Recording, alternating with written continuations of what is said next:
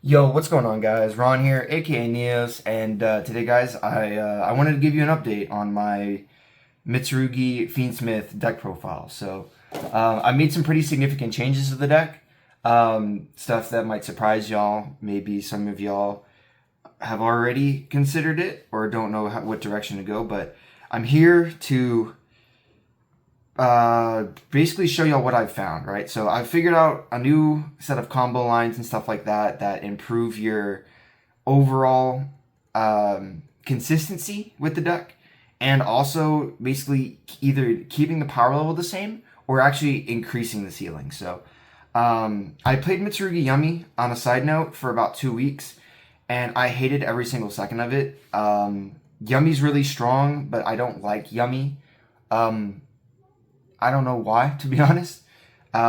It's just not really my style of deck, constantly tagging in and out and stuff like that. And it has strong interruptions and whatnot. It does, like, draw you a card off of Cup C and stuff like that. But my issue is just like the board felt very susceptible and like easily targeted, unfortunately, right? Like, especially against board breakers. Board breakers like just kill the deck. You have to like use one of your Omni Negates right off the bat, which it just sucks really bad. And the recursion is worse for Mitsurugi because you don't normally play Kusanagi or Futsu for that matter. So, like I said, I just wanted to bring that up. If you want to play Mitsurugi Yummy, or yeah, I'm sorry, technically it's Yummy Mitsurugi because it's mainly Yummy. I would still recommend it. It's probably the best deck right now overall. It's highly consistent. It plays like I played 19 one-card starters in the deck. It's very, very strong. But anyways, I want to get into this deck profile, and then at the end, I'm going to show you a combo that I figured out. And if I have time, I might show you two. So we'll see. So here, starting off for the Mitsurugi engine, we've got three Habakiri, one Murakumo, and then we have one Futsu for the ritual monsters. Obviously, this is the best one card starter. It does the cool thing where it summons Sabaji from deck and then tributes him, and then he searches ritual spell. These are your boss monsters. Through the combo line, you will always get access to these. You'll never have to sacrifice anymore, which is really strong. And yeah, we have the babies. We've got two Aramasa, we've got one Saji, and then one Kusanagi. I'm not playing Night Sword Serpent. I tried to figure out. I wanted to figure out a way to cut Night Sword because just drawing it is so terrible, and like the only one that you don't really care as much if you draw is either this one or this one. Mainly, obviously this one, because if you draw this and nothing else, this is just it just says normal summon, get Habakiri, search full combo, which is fine. It's just susceptible. But in the new combo line, it actually requires a normal summon. So now, if you have, for example, like a way to ritual spell that doesn't require a normal summon, and that's also like not Habakiri going activate for whatever reason, you can normal this. So you can like ritual spell out like this from hand or something like that, or if you have this one, you can do this one from hand. You dump these two, and then you can normal summon this, add it back, and you can get value off of your normal summon even if you draw it. So I wanted to like maximize the value from all the names. And then in that process, I ended up getting to cut the Night Sword Serpent because one, it doesn't say Mitsurugi, unfortunately, and two, it's a hard brick, right? It doesn't do anything besides, I went to graveyard, let me come back. So that's it for the names, right? So we have 5 of the boss monsters and then 4 of this, which gives you 9 total. And then we're only playing 4 normal summons for these, which is going to be important later. So go ahead, put these to a side, and then onto the spells and stuff for the Mitsurugis. We've got the 3 prayers, 2 ritual spell, the 1 mirror, and then the pre-preparations of Mitsurugi rites, and then the trap card. So this is all your power spells, and then obviously your counter, or not your counter trap, but your regular trap. Obviously this is the best quick play spell probably ever printed for an archetype. It's a quick play Rhoda that specials from grave or hand. It's really strong. It triggers all of your effects. Double ritual spell because Mainly in case like if one of them gets hit, you can go ahead and get the other one, or if you can't get the one in the graveyard back, you know.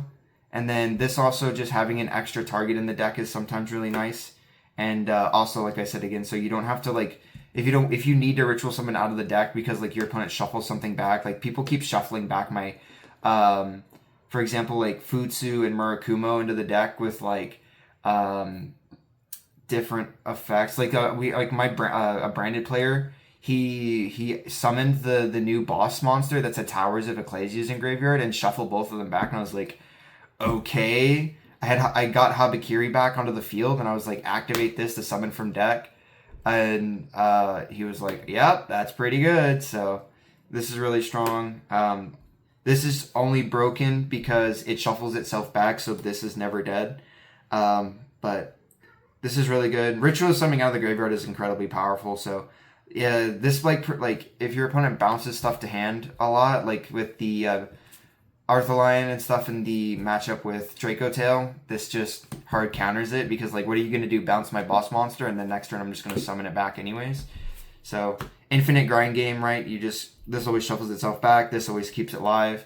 And then Dynamundo also allows you to like shuffle back your ritual, so you can like shuffle back a Habakiri and stuff that's not been properly summoned. So, and then obviously the trap. I'm main decking this still. I keep saying like you need to main deck it.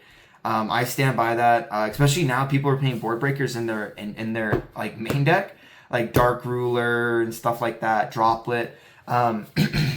This is super good against Droplet specifically because they have to send a trap. There's been plenty of times that I've hard drawn this sometimes, or like even if I have searched it, either my opponent like doesn't know it's there, or they forgot, or they try to Droplet and then they forget to send a trap, and I'm just like, they send like 2 or 3 materials, and I'm just like, all right, cool, activate this, tribute, negate, and destroy, and then they just die. It's really strong. I actually had somebody send 2 monsters and a 2 monsters and a trap card off of the field. I think they went like Imperm, target something. I was like, yep, that's fine.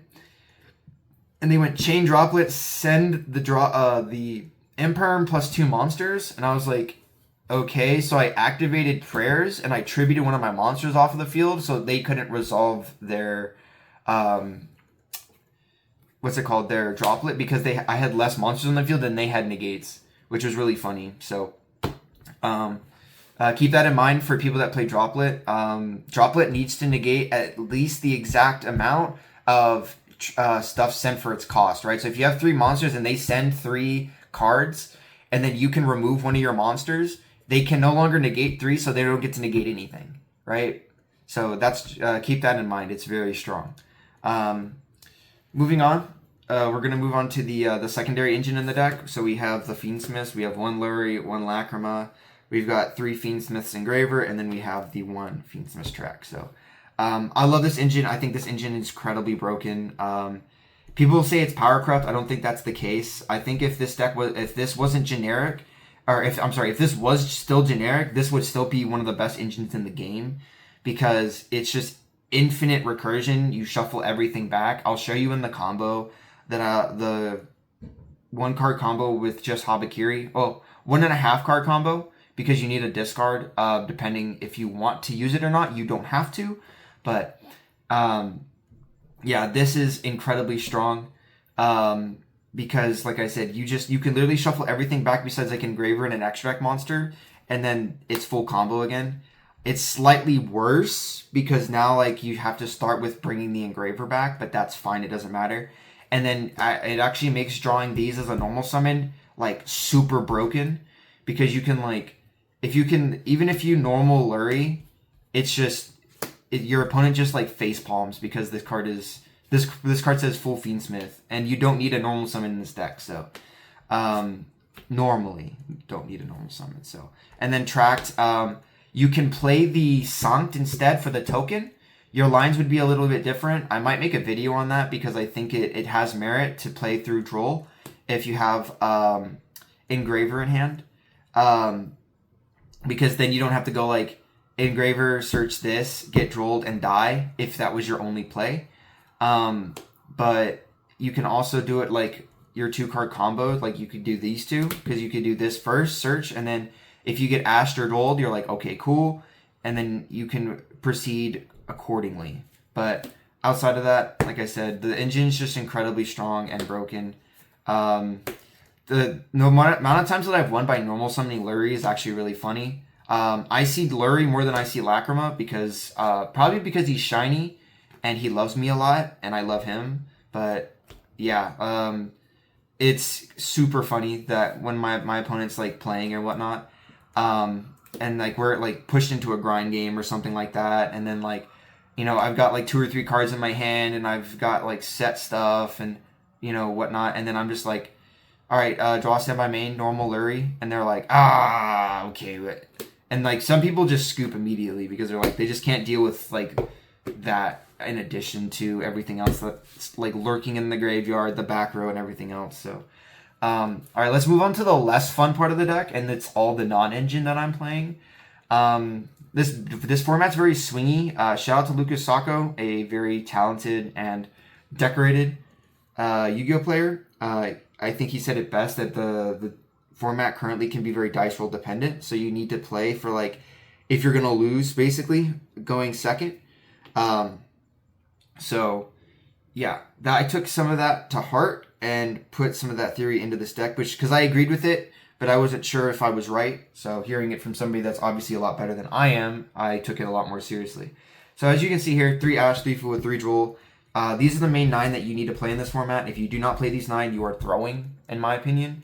I don't even think that's an opinion. I think that's a factual statement. You need to play these 9. If you do not, you either hate your life and you want to lose, or you're playing like just solid breakers instead, and you're playing Gem Knight, which is obviously an option. But you know, shout out to my brothers at OTK. Free Tempai. But anyways, outside of that, we have the 2 Ghost Belt and then the 1 Call by the Grave. So this is basically my set of 3. I wanted something that kind of interacts with the graveyard in a way. These all do that, and then this is probably the most broken thing to ever interact with the graveyard ever. So I didn't want to play 3 Bell. I'm not playing, you know, anything that really like needs monsters to be pitched or anything like that. And then this just trades with Herald super hard, which is super awesome. It's very hard to deal with. We actually have somebody that's playing a Chaos Max Lock at locals, and this card combo actually like completely kills it. It's really nice. So yeah. Outside of that, I'm main decking technically 6 breakers. I'm treating Imperm as a breaker, along with the Ultimate Slayer. Ignore the secret, right? Just I'm actually going to cover that up. There's 3 there. Just keep that in mind, but just keep your eyes on the very shiny QCRs. I'm waiting on the 3rd one in the mail, and it's taking longer than expected. So, you know, or like you can look at the QCR rolls too. These are also very pretty. But anyways, this card is basically the biggest FU to Herald right now. And I still like being able to kill my opponent turn 1. So I didn't want to play Dark Ruler. Like, I understand that like Dark Ruling your opponent, like in the Mitsurugi matchup, they can't use prayers to reborn from either graveyard or from hand. But this is a board breaker and a full combo starter. I'll get to that in a second when we get to the extra deck. I'm sure most of y'all can probably tell already, but I'll explain it in a minute. And then also, if you don't need full combo, I play another card that is just another like double the FU to not only Herald, but also to like if they have Snatchy or IP or whatever it might be. And then this also has the same clause that you can't respond with monster effects. So, you know, it's very strong. I like it a lot. Worst case scenario, it forces out a negate of some sort or something, because it targets and sends for cost. So you're getting value off this card no matter what, in all 3 matchups. So I could talk about this card more, but yeah. These 2 are very good at breaking the board. You target and negate something that's like a significant problem, then you go main phase, and then you can do Ultimate Slayer. So anyways, go ahead, put these cards back together.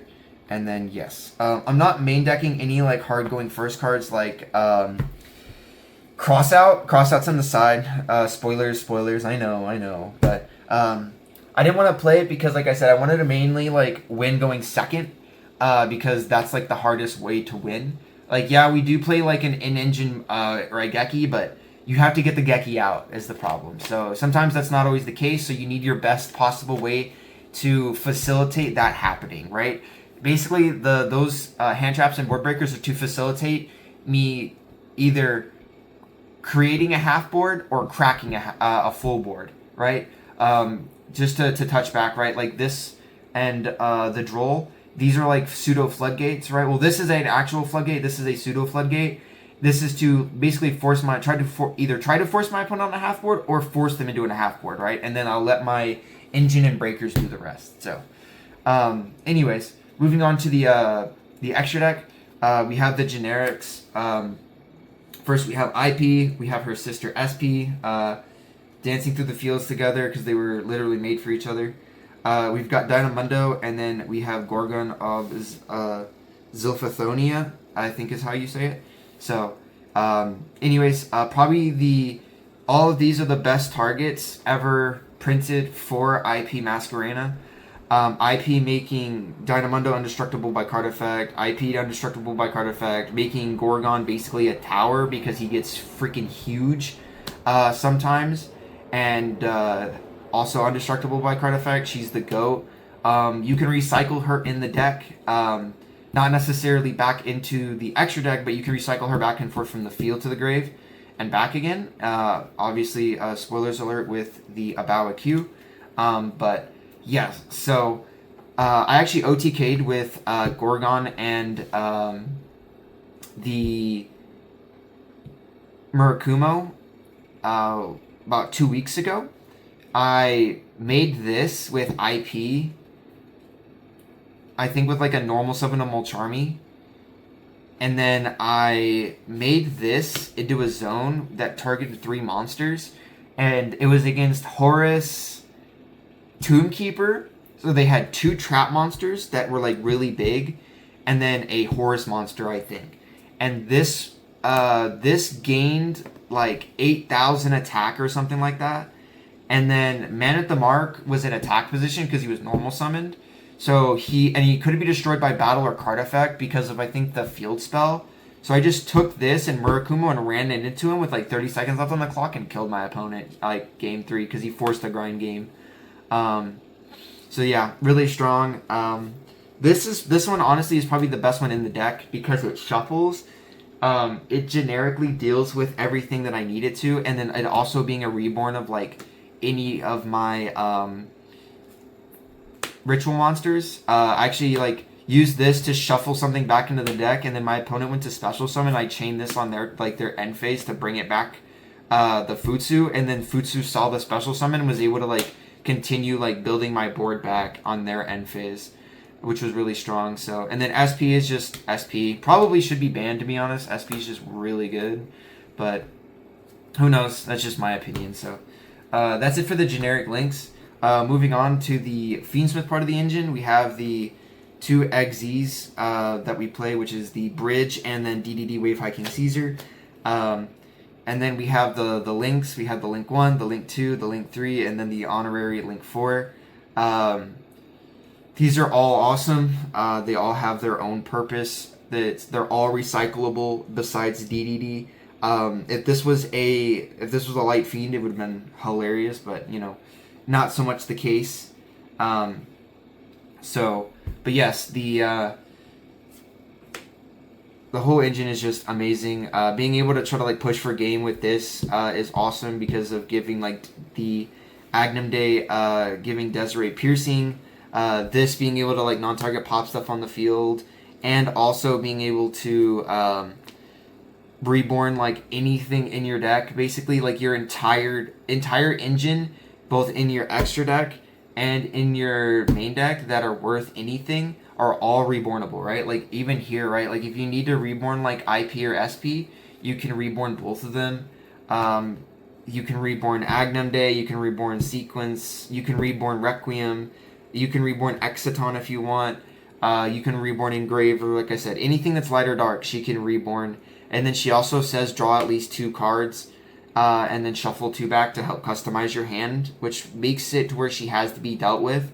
Because if she's not, then like you just go super not super plus, but you basically get to like give yourself like a better chance because you can thin the deck and search for stuff. So, and then obviously on top of that we have the 2 fusions. We've got the Fiendsmith's Lacrima and then the Fiendsmith's Desiree.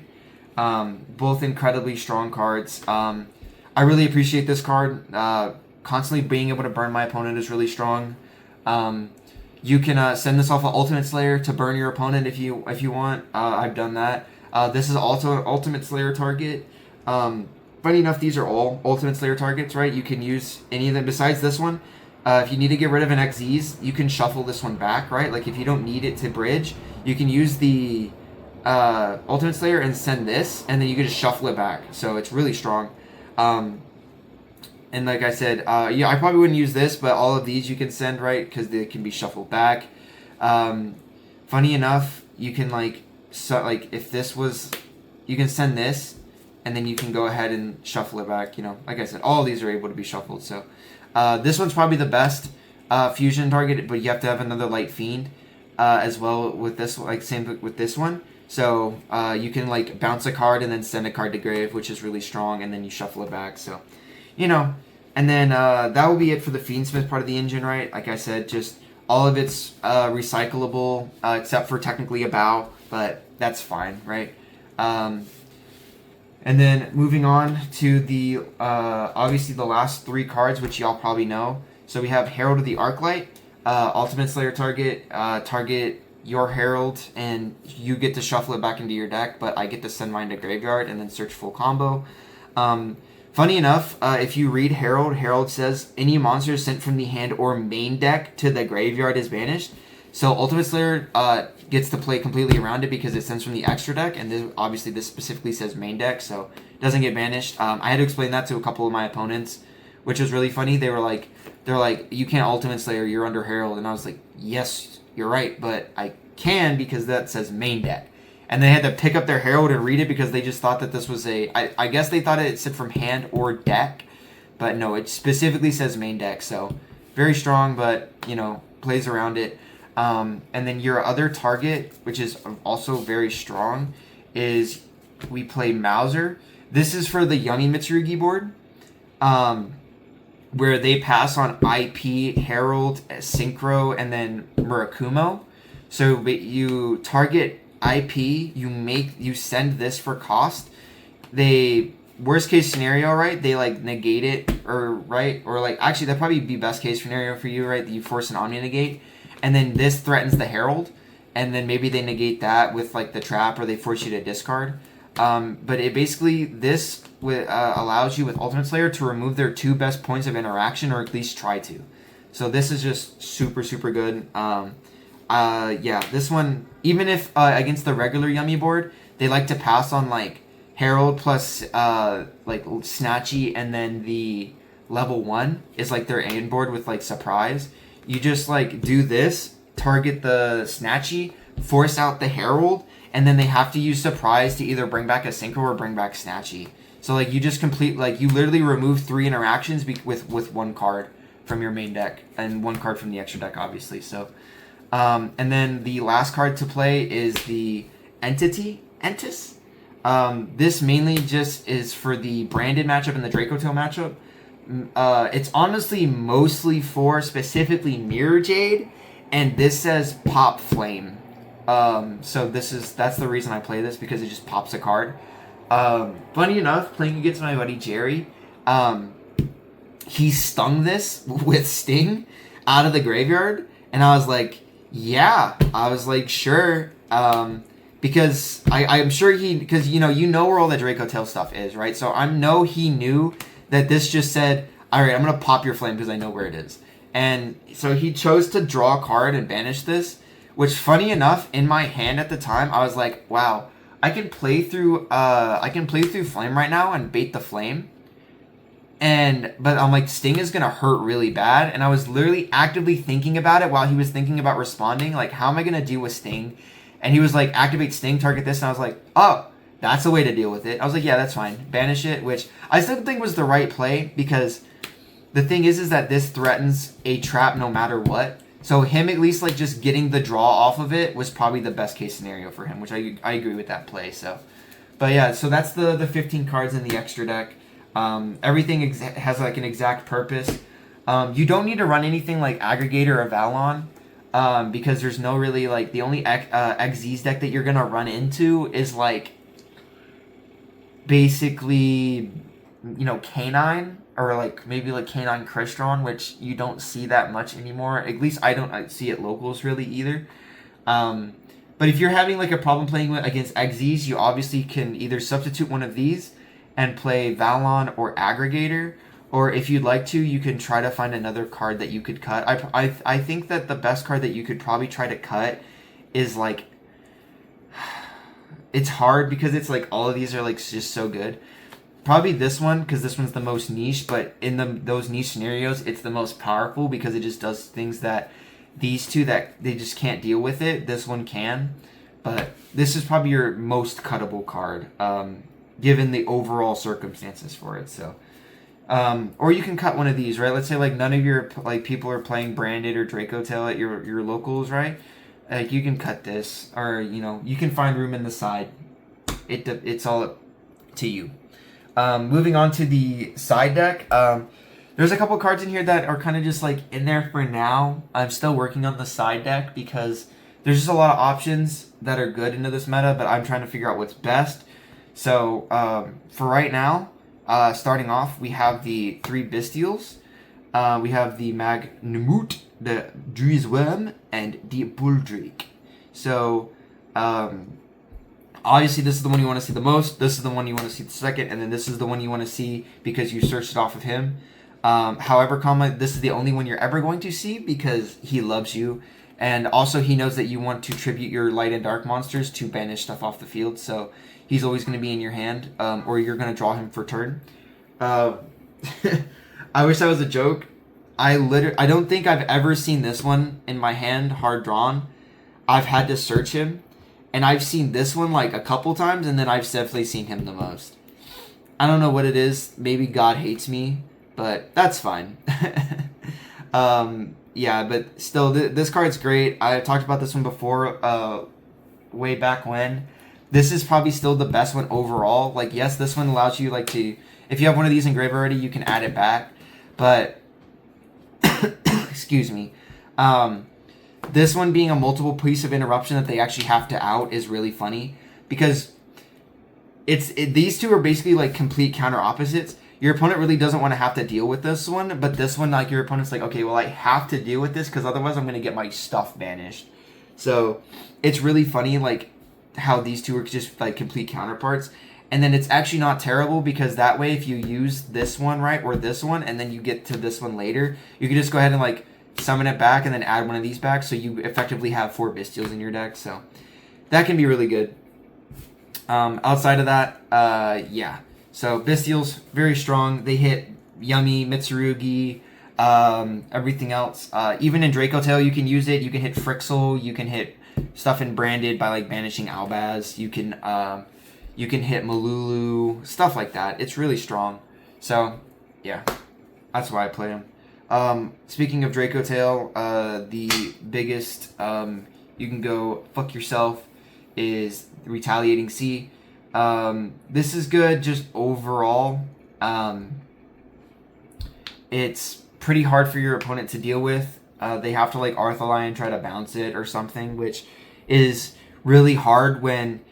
because if you build the full board and then your opponent goes activate Ketsu and you go cool, chain this to summon, your opponent cries because they have to deal with this first, right? And now they just lost like their biggest push into your board, which is Ketsu, because it searches 1 and then you're allowed to fuse.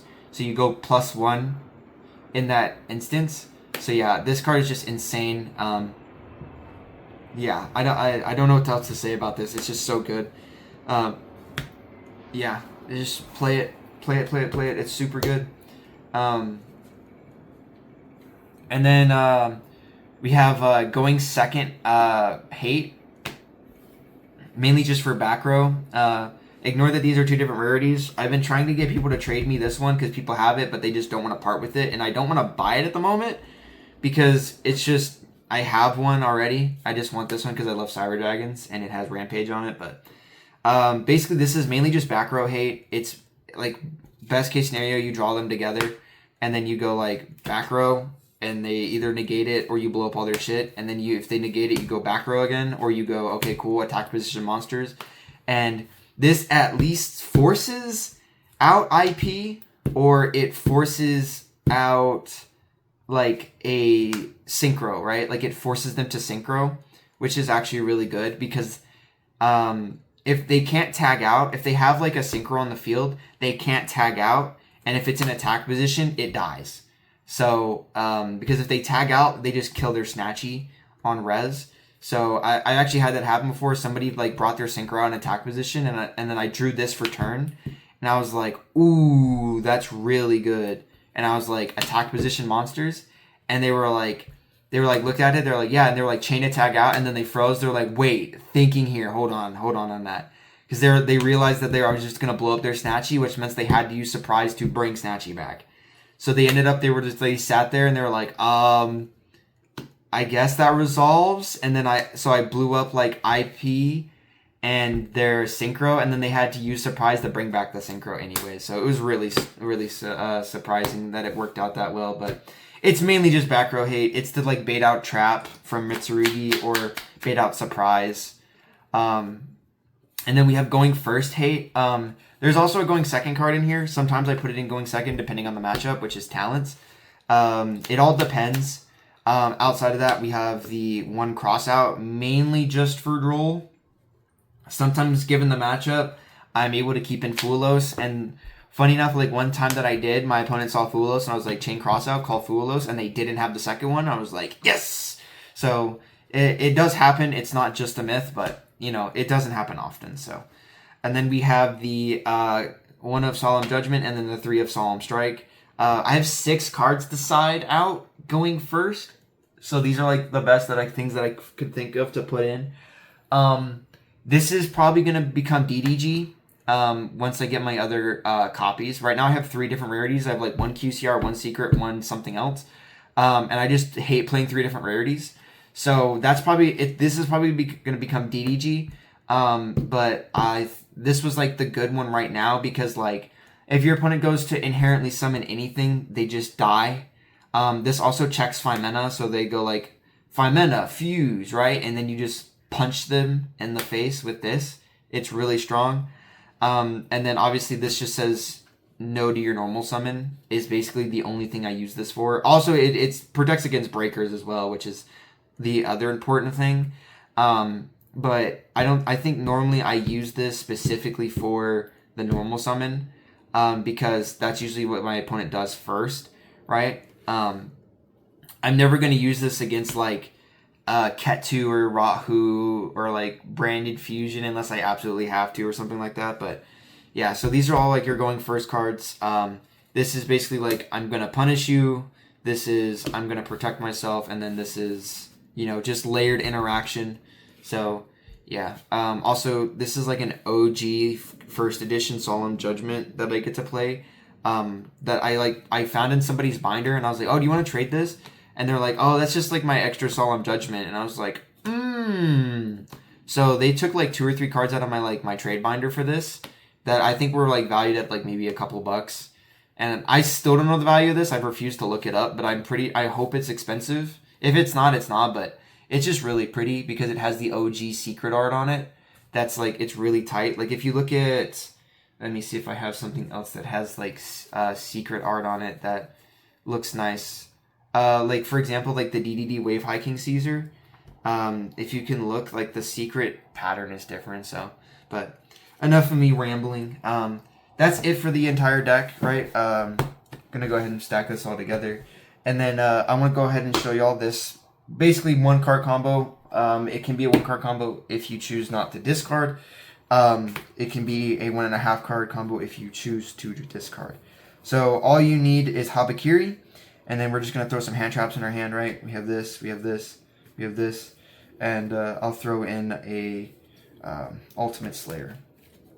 right? And we'll probably use that as the discard. So you've got 5 cards in your hand, or 4, 3, or 2, or 1. It doesn't matter. As long as you have Habakiri, you can do this line. More likely than not, going first or going second, if you're going to have more than 1 card in your hand. This basically only doesn't work if you're in the grind game. So activate Habakiri. Habakiri, like I said before, does the really cool thing where you summon Saji, tribute Saji. Saji activates his effect, and you search ritual spell.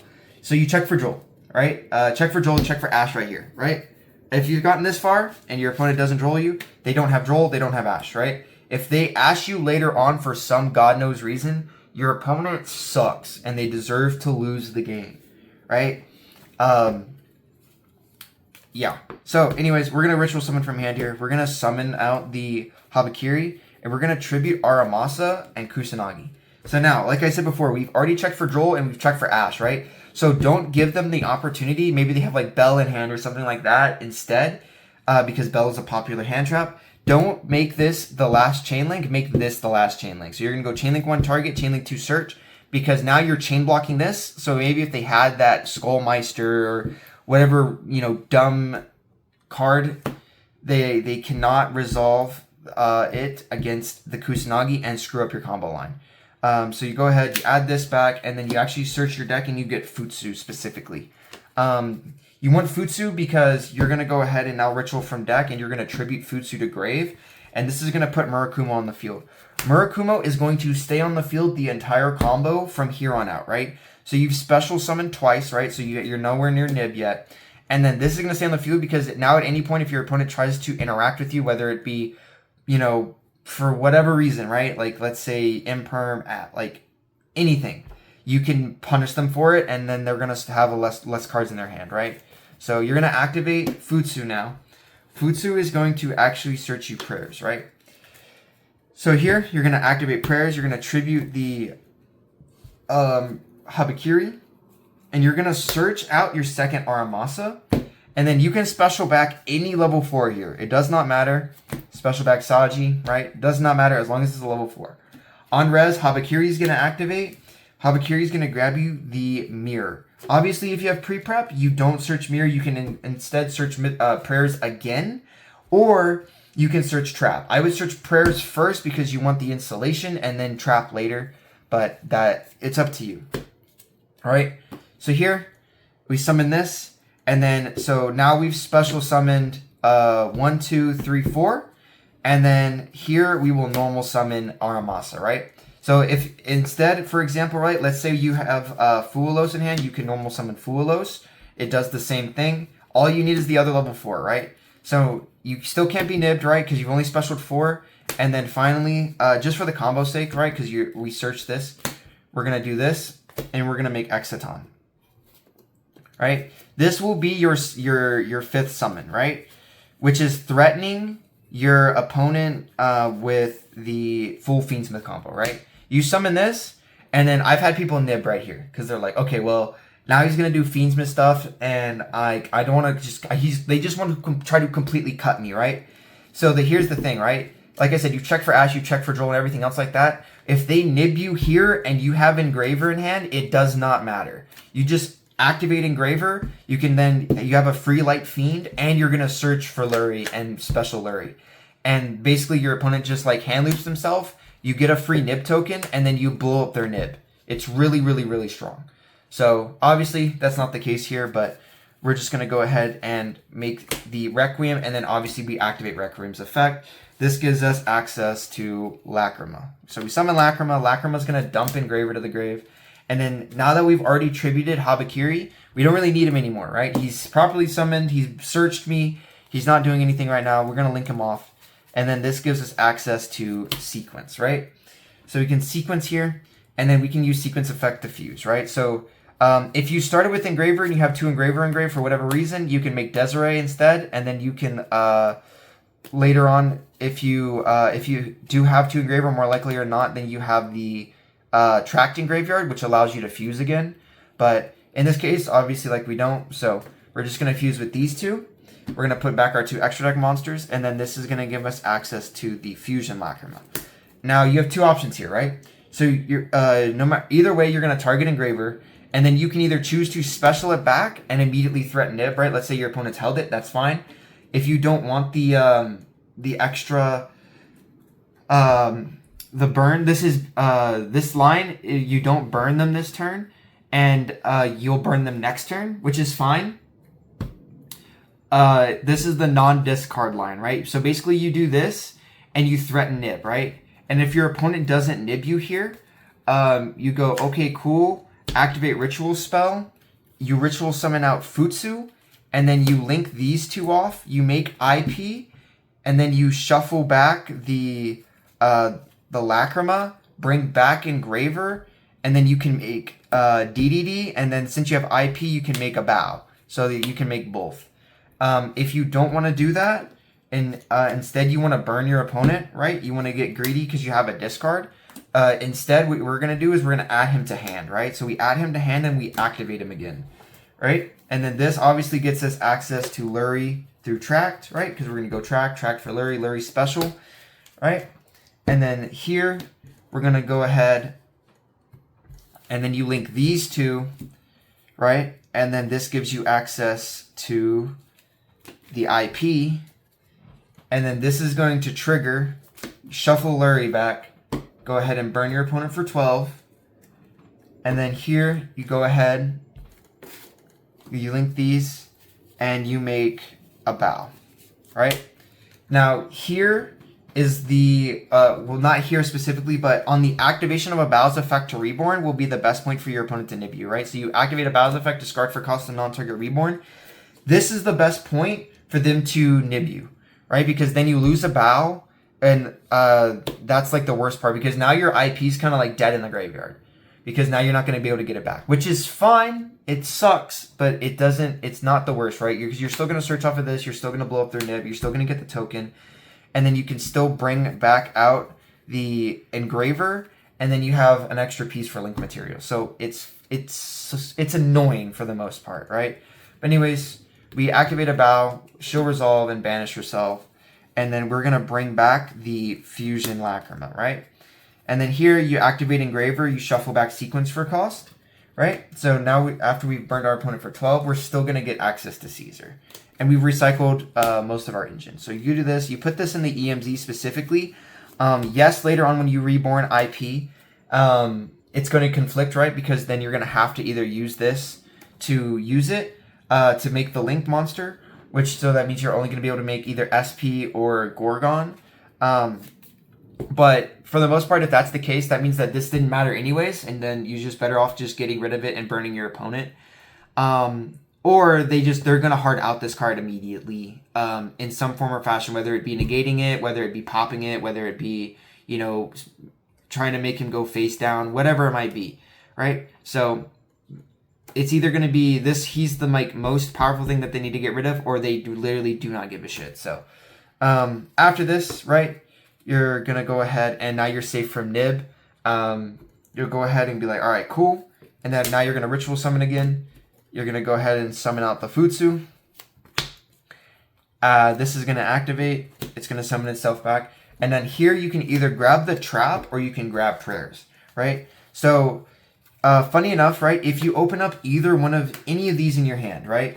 If you open any of these in your hand plus Habakiri, you can get to this as your end board, right? You just need one of the other pieces, right? So if you hard open this, yeah, it sucks. Or if you have a way to, if you have pre-prep or a way, like I said, a way to see this, anything besides just Habakiri, if it's this, this, or this, you can get to the end board that ends on these both. Because instead of just searching here, you'll have an extra piece that you didn't have to search.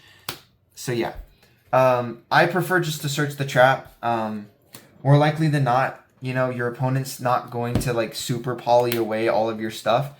And if they do, they want to get rid of this for the main part. So I search the trap. Obviously, you'll set this. End phase, she'll come back. And then this is the board that you'll pass on. And you'll have 3 cards in your hand. Which, more likely than not, at least one of those is a hand trap, right? Whether it be Ash, Droll, Imperm, Bell, Call By, whatever it might be. Worst case scenario, it was Fulos, which just means, like, if it was Fulos, this would be Aramasa instead because you would have normaled it instead. So you actually have a piece of engine. So this is your full board, and this is what you pass on, right? So your opponent has 6 cards. They're going to have to discard. They have to make it through a Raigeki. They have to make it through 2 special effects, the special summon negate. They're going to have to make it through Reborn of IP. They're going to have to make it through, obviously, Futsu being a big boy.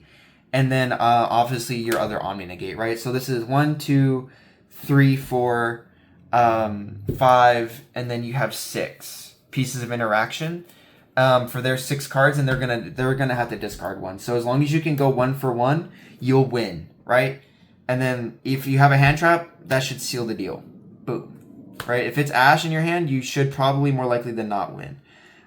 So yeah, very strong. And yeah, this is, like I said, this board is just really hard to break. And like I said, worst case scenario, right? Let's say they break your whole board. More likely than not, right? You're gonna tribute something, negate and destroy it. You're gonna go ahead and shuffle back the mirror into the deck. The Futsu's gonna activate, or whatever one that you tributed to search. This gives you access to, let's say, like, prayers to hand, right? And then let's say, like, you know, this one wasn't, this was banished to bring back IP. These 2 were used, or even if not, right? And, like, it was just gotten rid of, you shuffle back the Lacrima with the other Lacrima to burn your opponent again. So now they've been burnt for 24. This was removed. Let's say you were able to link. Let's say, like, you had to use the DDD Wave Hiking Caesar because you had used both materials or whatever, or it was just negated. So you had to use and make SP, and then SP she got her shit clapped and she had to die. And then this is your graveyard, right? And then these are the 4 cards that you have in hand, right? So you got, like, basically, like, useless stuff, right? And then you have prayers, right? This is gonna come back, and then you're gonna go draw phase, right? So you're gonna draw a card. Draw a card. So we got 5 cards in our hand again. And then on standby phase, you activate her. I'm pretty sure she activates mandatory phase. Yeah. So she activates mandatorily, and then it says you can. So so it says during your standby phase, activate. So she activates in standby phase. Don't forget her. She needs to activate. I'm pretty sure. Can't tell me if I'm wrong. I don't quite know because it just says during your standby phase, ... and then it has the effect. So I'm pretty sure it has to activate, and then you get to choose from there. So, like I said, up to the different types in your graveyard. So we have a Cyberse, a Warrior, a Reptile, and a Fiend.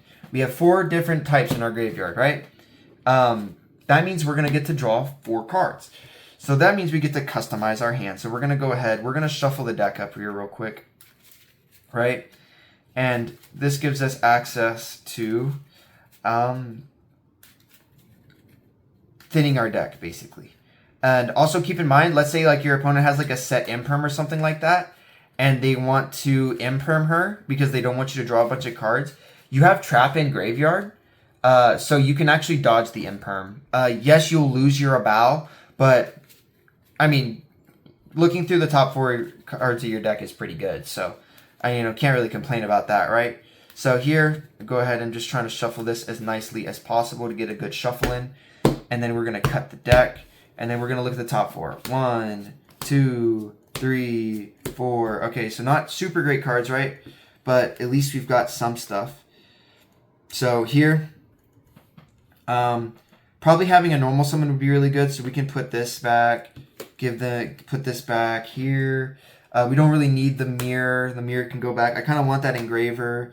Droll's not really going to do me anything right now, so we'll do this. Like I said, I wanted the normal summon. So I don't really think I need the imperm. The callby was really strong. Having Ash generally is pretty good. So yeah, that's cool. And then we'll just shuffle these back, right? So, not like a great hand. Like if we would have drew like pre-prep there, right, it would have been insane. But it's fine, right? So here, and then we can go main phase, right? And like I said, so look at this. You have this, right? You have ways to get access to more Mitsurugi stuff. You can just special summon it back. You have the trap in the graveyard. You can normal summon Lurie here, right? Like it gives you the best possible chance basically to play back into the board, right? And then you still have her effect to Reborn. So like even here, right? Like so like we have Engraver, and I'm like, oh well, you know, I don't really need to pitch him from my hand or anything, right? You can go like main phase, activate a battle, discard for cost to Reborn. So right, so you do this, and now you can Reborn any one of your light or dark monsters, right? Like, oh, you know, let's Reborn Murakumo. Let's say they had monsters on the field. Boom, blow up their stuff, right? Let's say they try to like imperm this or something like that, right? You go like, okay, cool, chain trap, banish trap, target Kusanagi, right? You summon out Kusanagi, you tribute this. This goes chain link 1, this goes chain link 2. This, you put this back in your hand. Your Murakumo gets to search, right? You can search out the mirror if you want. More likely than not, you probably wouldn't. So we could search out, oh, I don't know. Maybe we could search out mirror. We'll just say mirror, just to keep it simple, right? So you search out the mirror, right? You bring it back, you know, and now you've got the ability to, you know, you got all this in hand, and then you, like I said, now you've got like full Fiendsmith stuff engraved. Like look at this, you've got 2 engravers now. You've got these 2, right? Like look at this. So now you can go like activate engraver, shuffle Lacrima, bring this back out, right? You can link this for 1. You make the sequence. Sequence gets you to the main deck Lacrima. Lacrima can send another engraver, right? So now you've got 3 engravers in your graveyard. Look at this. Look how many, look at this. Look at this insane follow-up, right? Because like think about it, right? Even if we hadn't seen the other engraver, we'd still have 2 now, right? So now, right, you have this on your field, right? And then you go, and then keep in mind, you have the Murakumo negate, or at least the hand rip, right? So even if your opponent like tries to interact with you, you can try to hand rip them. And if they don't have cards in hand, they just lose. So now you can make sequence, you can go sequence effect to fuse, you can make this again if you wanted. More likely than not, going on the 3rd turn, you're going to make Desiree, right? And then so you go like, okay, cool, you shuffle this, shuffle this, shuffle this, you leave an engraver, right? You shuffle back the Requiem if you want. If you want to keep the Requiem, you can. But yeah, you do this, look at this, you put these back now, and now you still have the Crimson Tears, and you still have engraver for follow-up in case. Then you can like link these, you make Agnum Day now, and then now you like threaten your opponent for game, right? Just craziness, right? Like you can go like activate prayers, no tribute, right? Let's say you do that, and then you bring out Habakiri, right? And then you can go mirror, you tribute this now. So now you can bring back out the Futsu. Where is Futsu? Futsu's in here somewhere. You bring out Futsu. This has not been tributed yet. This will activate, right? And then this will be in your graveyard. You can search another prayers back to your hand. That way you have it for next turn. Now you have both trap and prayers in your hand. Now this will come back. You've probably blown up the board. You've probably hand ripped your opponent. This is no longer summoned off of prayers, so it can attack directly. You go battle phase, and this is, how much damage is this? This is 52, 62, 72, 76, 86, 94, quick effect, target this, 94, 10,400, 11,400, 12,400, 13,200 damage. Here, 13,200 damage. And then let's say, for whatever reason, you know, you don't get to kill your opponent, right? All right, cool. You equip this on the next turn, and then you go, all right, cool. Let's say, like, maybe your opponent has, like, something weird on the field that you want to, like, get rid of, right? Like a monster or a spell card that's set or whatever. Cool, we just make Dynamundo. We shuffle that. Like, we have I think we have an unproperly summoned Habakiri, do we? No, we do not. But let's say we just shuffle back the properly summoned Habakiri. That's also fine, right? Shuffle that back. We shuffle something into their deck. And now Dynamundo's live. And then in our graveyard, we still have 2 of the Fiendsmith cards. So now if they get rid of Desiree before it uses the negate, well, that's fine. We just Agnum Day, bring it back with Lacrima, and then they have to deal with Desiree again. Like look at this. Look at this insane follow-up. And look at these cards in my hand, right? I haven't even normal summoned yet. I could still normal summon Lurie, right? Just to put a body on the field if I wanted, right? And then, you know, we set these 2 cards, right? Let's say because we know these are 2 cards that we're going to get to. These are just 3 extra cards that we have. Guess what? Standby phase. Guess who comes back? Or end phase. A Bow comes back, right? And then, you know, we pass turn to them. We go activate effect. We discard this card for cost. Guess what? Guess what Lurie gets to do when he's discarded? He can special summon, right? This is another really strong synergy between these 2, right? So now if you have Lurie and you get to a Bow, you can just discard this card because all it cares about is being discarded. It doesn't care if it's during activation. For the resolution of the effect, it says if this card is discarded, double dot, special summon it from the graveyard. So you have basically free fodder for your discard now. You have a big tower that can't be targeted. You've got Omni Negate, you got follow up, you got more follow up. You've got you can go activate this. Let's say like worst case scenario, we discard like, you know, a dead card. Guess what? We can bring back IP, right? So now we can go like, you know, Dynamundo, bring back Murakumo, you know, blow everything up, right? And then like that doesn't do enough, so we go ahead and make IP use her effect again. And then this time we make Gorgon and we like just clog their board. Like, look at this, guys. I could keep going. I could keep going and keep going. I'm not going to. We've already pushed into turn 3. And like I said, we still have Trap and Prayers, right? Even though like Futsu's in attack position because we attacked last turn, right? It's just an onslaught of continued just, you know, engine and, you know, whatnot. And like, for example, right, like we're gonna still get like Kusanagi in graveyard to add back like Prayers wherever she is or he is. Yeah, there it is, right? So like I said, so even though we're still gonna be able to recycle stuff, right? You know, this will send something off to the graveyard if it gets removed, and it'll come back. So it's a basically insured 2-part interruption, right? Because you can just shuffle back sequence, right? They have to get rid of this other tower now because now you've basically got 2 towers. One can't be destroyed by card effect, and it's really big. This one can't be targeted, and it's really big. And like I said, and then, you know, a Bow comes back, right? Even if the entire board is gone, right? I know I said I'd stop, but just for the point, right? Even if everything's gone again, right? Look at this. We go a Bow. We have a Reptile. We have a Fiend. We have a Cybers. We have a Warrior. Look at this. We're going to draw 4 cards again. Like I said, they have to get rid of this card. Otherwise, like, your incredible, like, stupid grind game is basically unbeatable. But, yeah, and like I said, we have a free discard. Right, so now in the grind game, this becomes really good because now you can discard it and get a free body.